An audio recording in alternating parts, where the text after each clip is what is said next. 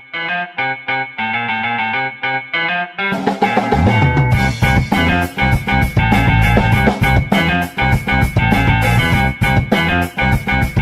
Sobat Podcast, kembali lagi di podcast Obrolan Seru. Siaran edukatif, ringan, dan unik bersama saya Umu Abida Alfarida selaku host pada hari ini. Seperti biasa, podcast kita dilakukan di Perpustakaan Prof. Dr. Makmur MSI yang berlokasikan di Kampus Politeknik Setialan Makassar. Pada hari ini, kita kedatangan sosok yang luar biasa. Beliau sudah lama mengabdi dalam dunia kebijakan pemerintahan serta pengembangan kualitas SDM di Indonesia. Mulai dari Bappenas, BNN, hingga kini menjadi Deputi Bidang Peningkatan Kualitas Kebijakan Administrasi Negara di Lembaga Administrasi Negara Republik Indonesia. Baik teman-teman, marilah kita sambut, inilah beliau, Bapak Dr. Agus Sudrajat, SOS MA. Selamat pagi. Selamat datang Bapak. Terima kasih Mbak Mu. Ya, semoga Bapak selalu dalam keadaan sehat selalu. Amin, amin ya Rabbal alamin. Dan teman-teman, semoga dalam keadaan sehat dan berbahagia juga. Baik Bapak, sebelum kita lanjut, saya ingin memastikan nih Pak, Bapak lebih nyaman saya panggil Pak Agus, Pak Deputi, atau ada panggilan tertentu nih Pak? Pak Agus saja. Baik Bapak, izin saya panggil dengan Pak Agus ya, Ya. Pak, supaya lebih akrab. Ya. Baik Bapak, sebelum kita masuk ke pembahasan nih, saya ingin mengenal lebih dulu tentang sosok Pak Agus. Karena berkenalan adalah jawaban dari tak kenal maka tak sayang. Silahkan Bapak, kami persilahkan untuk memperkenalkan diri. Ya, terima kasih. Assalamualaikum warahmatullahi wabarakatuh. Nama saya Agus Sudrajat. Saya pegawai negeri dan bekerja di LAN sebagai deputi. Ya, dan saya punya 2 anak, ya, laki dan perempuan. Yang perempuan sudah nikah, sudah lulus juga S2, yang nomor 2 semester 7, ya, kuliahnya di ITB. Dan istri saya juga seorang pegawai negeri, ya, kerjanya di Bappenas, ya. Dan saat ini saya tinggal di Jakarta, di daerah Rawamangun, Jakarta Timur. Luar biasa ya Bapak, anak-anak Bapak juga sangat luar biasa ternyata. Amin, amin. Masya Allah. Baik Bapak, dari perjalanan karir Bapak Agus yang sangat luar biasa panjang, dari staf perencanaan di Bappenas hingga memimpin Biro Perencanaan di BNN hingga kini menjadi deputi di LAN, dan pasti perjalanannya tidak mudah ya Bapak. Ya. Bapak, kami ingin tahu nih Pak, bagaimana sih proses perjalanan karir Bapak hingga dapat di posisi sampai sekarang nih Pak? Ya, terima kasih. Jadi memang benar, jadi perjalanan panjang itu cukup fluktuatif gitu ya. Dan perjalanan itu penuh dengan berbagai tantangan tentunya. Tapi semua itu kita bisa lalui kalau kita punya niat yang cukup tinggi, cukup kuat, ya. Nah, saya adalah anak dari seorang tentara prajurit lah, ya. Yang tentu orang tua saya juga tidak kaya, ya. Dan saya anak pertama, sehingga saya punya tekad bahwa saya harus belajar gimana pun caranya. Dan saya ingin justru memperbaiki keadaan orang tua saya, sehingga saya terus berusaha untuk mengejar sekolah tadi. Karena ajaran atau didikan seorang tentara itu cukup kuat kepada anak-anaknya, ya, terutama mendidik supaya anak itu disiplin dan tentu harus, dulu tuh kita nggak sebutin integritas, ya. Ketika kita ngomong disiplin itu di dalamnya itu sebetulnya sudah mengandung integritas, ya, karena kita gimana caranya supaya tidak kalau dulu orang tua kita mengajarkan jangan sampai kemudian mengecewakan orang lain, ya. Jadi tepat waktu, ya, kemudian loyal kepada pimpinan, kemudian memegang teguh nilai-nilai agama gitu ya.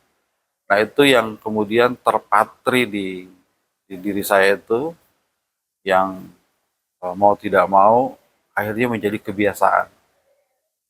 Kebiasaan itu kebiasaan positif yang dibangun ya dengan berbagai cobaan juga yang tidak ringan. Karena ketika kita semakin naik posisi itu, eh, goyangan atau benturan angin besar kecil itu yaitu cukup cukup tinggi, cukup berat ya. Nah, tapi karena tadi ketika kita sudah dibangun sejak kecil disiplin, tidak boleh mengucapkan orang, memegang teguh nilai-nilai agama. Nah, itu yang kemudian itulah yang membawa kita jadi makin kuat karena pondasinya sudah kuat, gitu kan? Dan itu yang kemudian juga saya terapkan ke anak-anak saya, gitu ya, supaya tadi eh, dari bangun tidur aja misalnya pagi, gimana dia bisa merapikan kamarnya, kemudian membersihkan kamarnya, membuang sampah tidak sembarangan, sholat 5 waktu, ngaji gitu kan.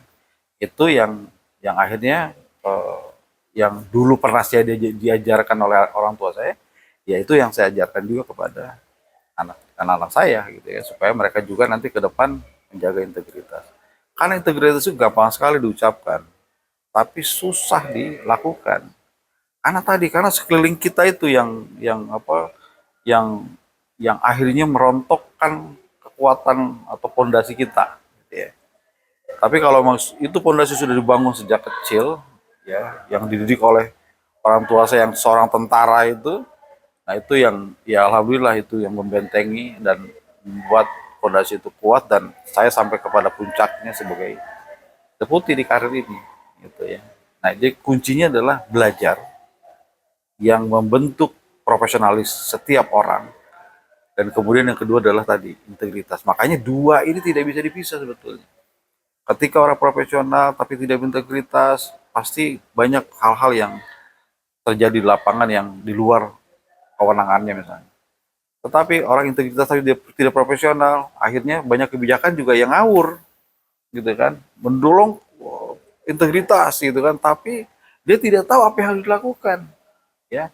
Nah akhirnya banyak kebijakan yang tidak bisa direalisasi atau tidak bisa dilaksanakan di lapangan, gitu loh. Nah, jadi itulah yang menurut saya kenapa penting eh, uh, integritas dan profesionalisme yang kita kita sebut dua sisi mata uang yang saling saling punya kekuatan yang mengikat gitu ya.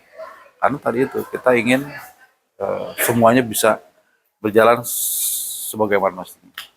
Gitu. Oh, sangat menginspirasi sekali ya Bapak bagi saya dan mungkin bagi teman-teman mahasiswa yang lainnya Pak. Sangat eh, perjalanan Bapak itu sangat panjang, ada tantangan, ada langkah-langkah yang bisa saya ikuti juga ya Pak. Baik Bapak. Nah, biasanya nih di podcast kita nih Pak, kita tuh ingin mengenal lebih dekat dengan narasumber Pak. Ya. Bapak, izin Bapak di luar kesibukan Bapak sebagai pejabat negara, apa sih yang biasa Bapak lakukan, kayak aktivitas di masa senggang, hobi, atau aktivitas lainnya yang kayak keseimbangan hidup begitu Bapak? Jadi saya seminggu 5 hari saya olahraga. Kecuali Senin dan Kamis karena saya kepuasa. Oh, Jadi saya olahraga 5 hari seminggu. Jadi ya saya jogging, saya lari, saya berenang, saya sepedahan, gitu ya. Nah itu seminggu 5 hari ya. Tapi juga di luar itu saya juga baru saja berhenti menjadi ketua RT saya. Jadi saya 3 periode itu 9 tahun jadi ketua RT dan 2 periode menjadi wakil ketua RW ya di lingkungan saya. Jadi selain sebagai deputi, saya juga disibukkan oleh kegiatan sosial lain ya. Saya pernah jadi manajer tim basketnya anak saya yang bisa mendapatkan berbagai piala baik nasional maupun internasional. Ya karena anak saya hobi basket dan saya akhirnya jadi manajernya timnya basketnya anak saya. Dan itu setiap tahun juara di Singapura Wah, gitu. Masya Allah sekali ya Pak. Ternyata Bapak di sela kesibukannya menjadi pejabat negara masih bisa menyempatkan untuk olahraga dan masih bisa menjadi manajer Iya, untuk alhamdulillah. anak ya Pak. Tadi karena kita tadi works balance ya. Jadi antara kesibukan dan apa ya ketenangan jiwa juga kan Oh gitu iya kan. Bapak, pasti kayak Olahraga. healingnya Pak. Iya, itu jadi hiburan kan kalau kita jadi nonton basket, apalagi anak kita yang tanding gitu Iya kan. Bapak, ada kayak perasaan excited Excited tersendiri. tersendiri, ketemu banyak orang dari berbagai kalangan gitu kan. Baik Bapak. Jadi teman-teman, sekarang kita masuk ke materi inti yang paling ditunggu-tunggu Bapak, izin, yaitu integritas dan profesionalitas SDM di Indonesia untuk menuju Indonesia Emas tahun 2045. Bapak menyampaikan bahwa integritas adalah fondasi kepercayaan publik. Ya, Boleh Bapak jelaskan mengapa integritas sangat penting dalam membangun SDM unggul di Indonesia, Pak? ya. Jadi eh, integritas itu memang seringkali kita dengar ya, integritas itu. Tapi kadang-kadang orang tidak tahu cara praktekkannya. Katanya yang paling mudah adalah apa yang kamu ucapkan itulah yang kamu harus kerjakan. Apa yang ditulis dalam aturan itulah yang kamu harus patuhi. Tapi sebetulnya banyak hal yang paling gampang adalah gini. Ketika misalnya nanti Umu punya anak nih, ya. Iya, Pak. Terus anaknya sekolah. Kelas 1 mau naik kelas 2. Tiba-tiba Umu ngasih hadiah ke gurunya. Karena anaknya Umu mau naik kelas nih kan. Iya, betul, Pak. Tiba-tiba orang tuanya ngumpulin uang gitu kan untuk ngasih hadiah ke guru. Dan itu menyalahi integritas juga, nggak boleh. Oh iya, Pak. Masuk ke gratifikasi ya, Pak? Gratifikasi itu, ya kan? Karena guru itu udah dibayar oleh sekolahnya, udah dapat gaji, gitu Iya, kan? Pak. Nah itu kan bagian dari juga merusak integritas, karena itu kan gratifikasi, nggak boleh. Ada hal lain lagi misalnya gini, saya punya sebagai seorang pejabat saya punya kendaraan dinas ya. Iya, betul, Pak. Suatu hari istri saya juga ada kegiatan dinas. Sebagai pengurus Dharma Wanita juga ada kegiatan. Dan menggunakan mobil saya, mobil dinas saya. Dan itu juga nggak boleh. Oh, Karena mobil itu mobil dinas saya sebagai pejabat. Bukan mobil yang bisa dipakai oleh istri saya. Itu pun integritas. Jadi banyak hal-hal yang sebetulnya sering kita lakukan dan itu bagian dari penyalahgunaan integritas. Tapi orang banyak yang nggak tahu. Gitu. Belum lagi yang hal-hal yang lebih lebih dahsyat lagi ya, yang sampai kemudian korupsi ya besar-besaran ya, menyalahgunakan kewenangan ya, yang integritas itu yang apa istilahnya kong kali kong dengan pengusaha, dengan vendor, dengan berbagai pihak gitu ya. Nah itu yang lebih, yang orang melihatnya itu yang paling kelihatan nyata pas. Padahal banyak kesalahan integritas yang sebetulnya juga di luar hanya itu saja, gitu ya. Dan sistem pengadaan jasa ya, saling apa namanya janjian, ketemu, seolah-olah ada negosiasi harga dan seterusnya. Padahal itu semua dibaliknya itu hanya sandiwara. Gitu ya. Ya Pak. Nah, kenapa kita harus menjunjung itu? Karena eh, generasi ke depan itu kalau terus tidak didorong integritasnya, sekarang itu yang ada di birokrasi itu ada 50% loh. Milenial sama generasi Z. Dan mungkin sebentar lagi generasi apa? Alpha ya. Ya, betul, Juga Pak. masuk birokrasi. Tapi 51% kan udah banyak dari milenial. Ya termasuk anak saya generasi milenial tuh kan 996 itu masuk 96. ya kan? Masuk 96. Tapi anak saya bukan. Artinya udah 50% itu, dan adik-adik yang sedang kuliah saat ini sekarang ini ya mau jadi sarjana segala macam itu nanti juga akan masuk bagian dari Apakah dia pemerintahan, apakah dia akan bekerja di swasta, apakah dia kerja di BUMN. Kalau tidak ditanamkan nilai-nilai integritas sejak sekarang, Indonesia nggak bisa nyampe Indonesia emas 2045. Betul Ya, Pak, betul. karena kalau Indonesia emas 2045 itu Indonesia katanya jadi negara 5 besar dunia, diisi oleh orang-orang yang profesional tapi juga berintegritas. Ya, bonus demografi 2035 itu puncaknya 70% generasi yang mengisi generasi produktif ya yang mengisi republik ini. Kalau sampai 2035 kita gagal ya bisa memiliki generasi yang profesional dan berintegritas, kita gagal bisa mencapai Indonesia Emas 2045 karena isinya orang-orang yang bobrok ya. Ya sekarang kalau di birokrasi itu 51%. Kemudian juga yang pasti ada di BUMN juga. Pasti juga ada di swasta gitu ya. Dan mereka kalau ketemu bertiga, kalau integritasnya jelek, ya semua bisa kong-kali-kong. Iya, iya, betul. Swasta mempengaruhi birokrasi pengambil keputusan, BUMN juga demikian sama, gitu kan. Nah kalau tiga-tiganya ya dunia tiga ini tidak berintegritas, ya negara ini bisa dijual, gitu loh. Sumber daya Indonesia ini melimpah. Indonesia ini negara kaya, ya. Kalau tidak diisi oleh orang-orang yang berintegritas dan juga profesional tadi, gitu, ya kita nggak tahu apakah kita akan berhasil mencapai Indonesia Emas 2045. Makanya pondasi sekarang ini momen penting 2025-2029 ini untuk menghasilkan para generasi muda yang punya integritas yang tinggi, bukan sekedar profesional. Profesional lo bisa sekolah, bisa belajar mandiri juga, ya. Tapi integritas itu dari hati dan itu membentuk karakter orang, ya. Makanya eh, pendidikan agama itu juga penting untuk bisa kemudian diterapkan juga ke anak-anak karena dia tidak pernah belajar pendidikan moral Pancasila seperti waktu saya dulu belajar di sekolah ya kan nggak belajar kan pendidikan moral Pancasila waktu sekolah kan nggak ada padahal itu adalah pondasinya orang harus beretika dan punya moral dan juga menjunjung tinggi integritas itulah kenapa perguruan tinggi saat ini kenapa saya juga diundang ke sini datang itu ngomongin integritas karena di sini yang akan mencetak generasi penerus bangsa ya Iya, Politeknik Setialan Makassar ini 1.000 tadi saya lihat apa saya dengar itu mahasiswanya ya kan iya. dan itu yang akan menggantikan kita semua ke depan dan itu yang harus kita tanamkan integritas itu gitu.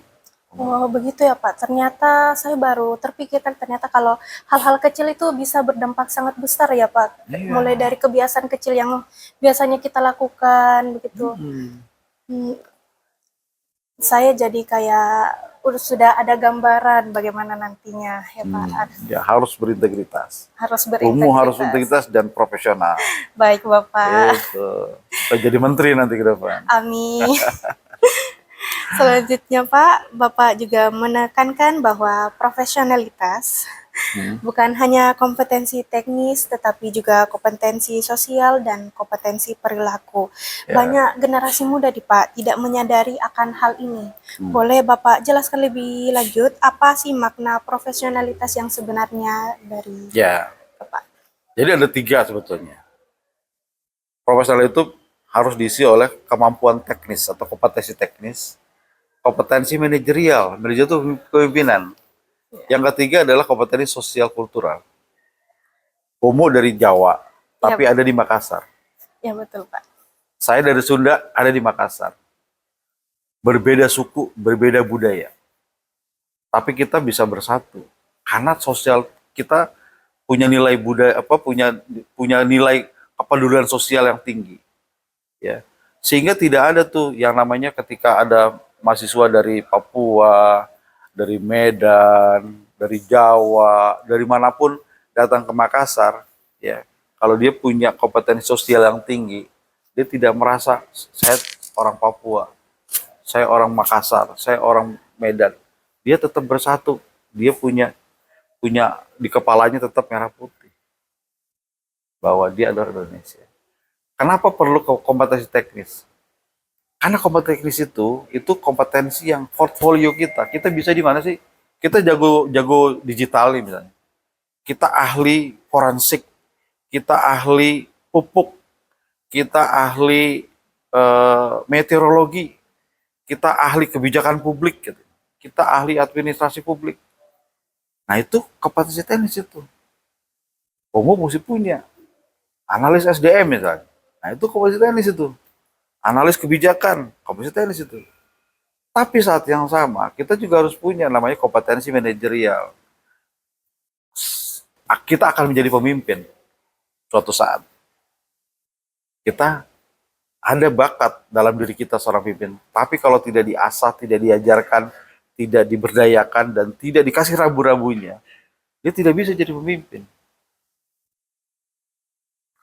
Kalaupun dia jadi pemimpin, dia tidak punya visi yang benar, tidak punya rasa kolaborasi dengan orang lain, tidak punya networking, tidak punya strategi yang baik, tidak bisa membuat kebijakan yang baik, tapi dia maunya perintah. Karena dia jiwanya pernah punya jiwanya pemimpin, gitu loh. Makanya perlu punya kompetensi manajerial supaya bisa diasah, diarahkan, dia mengetahui apa yang harus dilakukan ketika dia menjadi pemimpin untuk bisa menggerakkan anak buahnya ke depan. Gitu. Jadi 3 kompetensi itu penting setiap orang supaya menjadi profesional. Oh, Gitu. begitu Pak. Ternyata kalau kita mau jadi profesional yang kompeten, ternyata kita harus perlu kompetensi yang Bapak sebutkannya.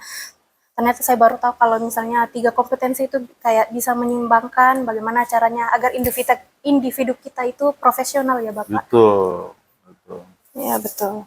Karena tadi tuh kalau kita punya kompetensi sosiokultural istilahnya ya, kita tidak akan membedakan siapa dia dari mana, dia miskin apa dia kaya.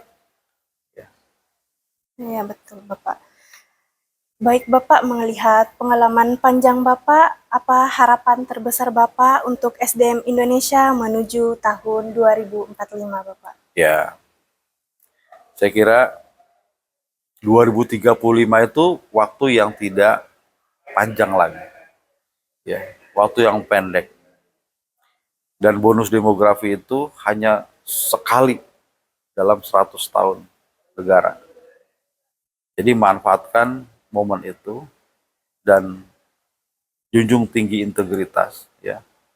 Profesionalisme itu harus dibarengi dengan integritas supaya kebijakan bisa dirumuskan dengan baik.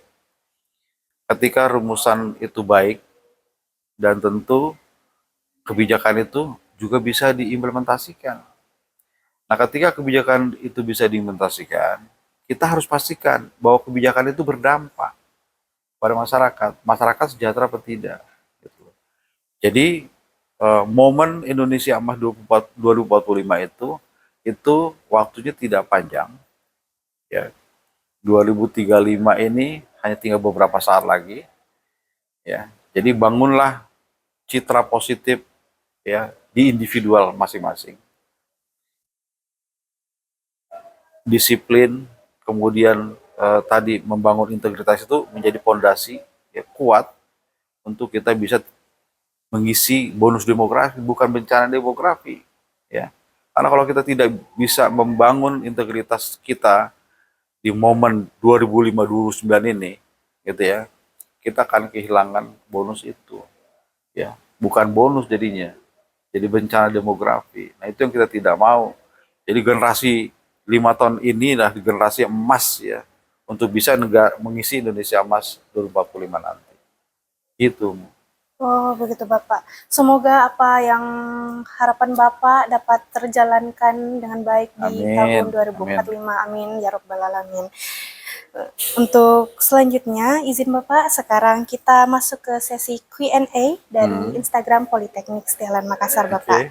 Pertanyaan pertama dari username @gunawansucipto65, apa langkah paling konkret untuk memperkuat integritas dan profesionalitas ASN Unggul? Ya, sebetulnya ketika ingin menjadi PNS itu ada namanya Latsar. Ya. Di Latsar itu sebetulnya diajarkan bagaimana mereka nanti ketika menjadi PNS. Ya. harus menjunjung integritas. Dan ada core value di situ, ya. ASN berakhlak itu sebetulnya itu salah satunya bagaimana kita juga menjadi profesional, saat yang sama juga kita berintegritas.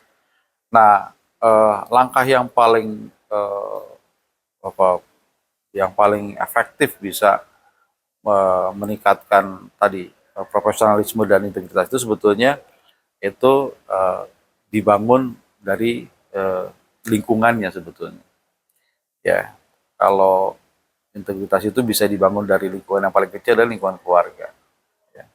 Kemudian lingkungan sekitarnya, lingkungan kampus, gitu ya. Kemudian juga bisa dilakukan dengan cara-cara yang kalau PNS ya itu dengan cara-cara eh, kita sebutnya 360 derajat pengawasan, gitu ya. Eh, di LAN itu ada namanya unit whistleblowing system. Jadi kalau whistleblowing system itu saya itu bisa diadukan oleh anak buah saya atau oleh siapapun, ya. Kalau saya berbuat salah. Untuk itu kita harus tahu bahwa di sekitar kita itu ada mata-mata, ada pengawas, ya. Tapi sebetulnya apapun itu, kalau tidak dibangun oleh dasar pribadinya sendiri, tidak dibangun pondasinya oleh masing-masing individualnya, sistem apapun bisa bocor. Jadi yang terpenting adalah bagaimana membangun setiap individual itu, ya, untuk menjadi pondasi yang kuat bahwa dia tetap memperjuangkan atau menjaga integritas dirinya sendiri sehingga kemudian membentuk dari individual itu menjadi kelompok, ya. Ketika kelompok itu akhirnya menjadi luas lagi, itulah itu yang kita harapkan justru ke depan itu birokrasi itu diisi oleh ASN yang berintegritas tapi juga profesional karena undang-undangnya mensyaratkan setiap ASN itu wajib belajar. Nah, belajar itulah yang menuntut atau membawa nanti ASN itu menjadi lebih profesional lagi. Gitu. Oh ya, betul, betul Pak. Kita tuh harus menekankan bahwa individu kokoh terlebih dahulu untuk menerapkan integritas di suatu Yes. lingkungannya, Pak. Baik Bapak, second question dari username @anhardanaputra. Bagaimana pendapat Bapak tentang Gen Z? Apakah Bapak merasa kesulitan bekerja dengan Gen Z? Mungkin staf saya itu 60%-nya isinya adalah generasi milenial dan generasi Z, ya. Dan memang kalau kita ego sebagai pemimpin itu egois gitu ya, mungkin saya justru tidak didukung oleh staf saya. Sehingga kalau saya balik. Jadi saya yang harus mengikuti iramanya teman-teman generasi milenial dan generasi Z gitu ya. Tapi kita manage. Kalau saya itu biasanya sore-sore itu jam 4 ya, setengah 4 itu habis asar itu saya kumpulkan anak-anak milenial itu di generasi Z itu ajak diskusi. Nah, diskusi itu tematik ya. Misalnya apa? Hari ini isu tentang kemiskinan misalnya. Jadi saya kumpulkan 5 orang staf saya itu membahas tentang kemiskinan. Tapi kemudian tuangkan ya dalam policy brief gitu. Nah, ketika mereka kita kumpulkan itu, staf saya itu saya gantian untuk memimpin, ya. Kadang yang lebih muda memimpin yang lebih tua, atau sebaliknya, gitu loh. Jadi kan milenial kan ada yang umurnya 21, ada yang umurnya 22, ada yang 25 gitu kan. Tapi yang 21 kadang-kadang saya suruh jadi pemimpin dia, ya. Ternyata berhasil. Gitu. Dan saat yang lain lagi begitu lagi. Nanti saya kumpulkan lagi, saya bikin tema diskusinya apa tentang sekolah rakyat misalnya. Isunya sekolah rakyat nih, ya gimana supaya sekolah rakyat bagus. Artinya kalau saya itu tidak pernah punya masalah dengan generasi milenial atau generasi Z ya. Sepanjang saya pun juga bisa beradaptasi ya dengan kondisi itu dan dan saya sudah pahami bagaimana memanage generasi milenial dan Z itu orang yang lahir serba teknologi, ya. Sementara saya generasi apa sebutannya saya? Selain setelah boomer, generasi X ya sebutannya. Iya, Itu generasi yang dulu waktu lahir semuanya serba manual kan. Kalau sekarang serba digital. Dan kebetulan saya punya anak dua generasi itu. Satu milenial, satunya generasi Z gitu kan. Jadi sangat paham kehidupan di rumah seperti apa, sehingga ketika di lapangan, di kantor, saya tidak pernah merasa kesulitan dengan situasi itu gitu ya. Dan justru eh, menjadi tim yang baik dengan mereka. Wah, sangat Gitu. bersyukur banget ya Pak kalau misalnya jadi staf Bapak. Terus Bapak nih kayak mudah banget beradaptasi mulai Yes. dari generasi milenial, generasi Z seperti Hmm. saya nih Bapak. Pasti itu kayak mudah berbaur Bapak.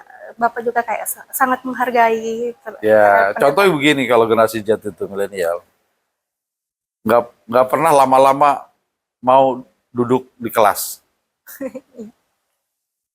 Belajar di YouTube pun maunya cuma 5 sampai 70 menit, 7 menit lah. Setelah itu bosenan, gitu ya. Nah itu kita fasilitasi, gitu ya. Rapat pun saya nggak pernah lama-lama. Poin ini, poin ini, poin ini, bentuk tim ini, tim ini, tim ini, selesai. Gitu. Begitu ya Pak. Iya, dan itu yang kemudian akhirnya mereka semua mendukung apa yang saya pimpin gitu ya. Mereka mendukung apa yang saya mau juga mereka dukung gitu kan. Sehingga itu ya alhamdulillah jadi tim yang baik ya. Kalau super tim itu kan lebih baik daripada Superman kan. Gitu. Oh, betul, betul sekali Bapak. Baik, kita lanjut ke pertanyaan ketiga dan terakhir dari username @vivikrihaikal. Sejauh mana keterlibatan publik dapat ditingkatkan untuk memperbaiki kualitas kebijakan, Bapak? Oh banyak sekali. Jadi gini contoh ya, banyak kebijakan atau peraturan kebijakan yang berupa peraturan itu tidak pernah diganti, tidak pernah dievaluasi, tidak pernah direview. Contoh misalnya gini, ada satu kebijakan tentang pengolahan sampah misalnya di satu kabupaten, gubernurnya udah ganti 3 kali atau bupatinya sudah ganti 3 kali, tapi peraturan gubernurnya belum pernah diganti-ganti.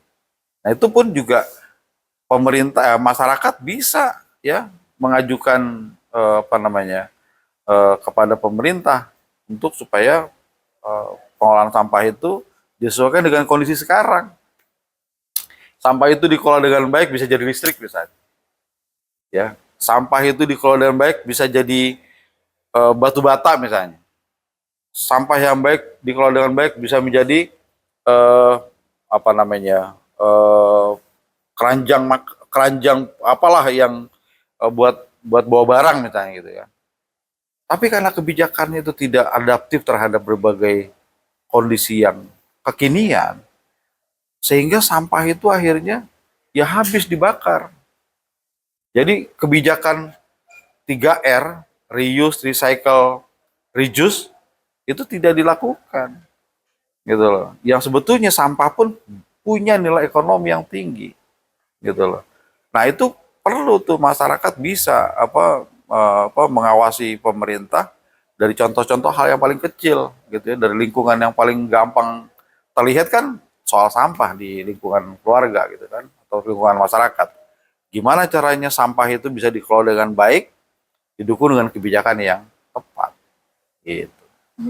Jadi gitu tuh teman-teman, bagaimana kita sebagai masyarakat sipil itu ikut turut andil dalam mewujudkan Indonesia Emas 2045. Baik teman-teman, kita sudah mendengarkan banyak sekali insight tentang integritas, profesionalitas, dan perjalanan karir serta harapan Pak Agus terhadap Indonesia Emas 2045. Baik, saya ucapkan terima kasih Sama-sama. banyak yang sebesar-besarnya kepada Bapak Agus yang telah meluangkan banyak waktu berharga untuk kami, Pak, sharing-sharing di sini. Dan tidak lupa pula saya mengucapkan terima kasih kepada teman-teman yang telah mengisi question box di Instagram Politeknik Setialan Makassar. Dan tidak lupa pula teman-teman yang telah menonton hingga akhir. Jangan lupa memberikan dukungan seperti like, komen, serta subscribe.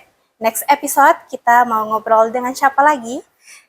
Jadi saya Umu Abida Alfarida, izin pamit undur diri. Terima kasih. Dadah semuanya. Terima kasih semua.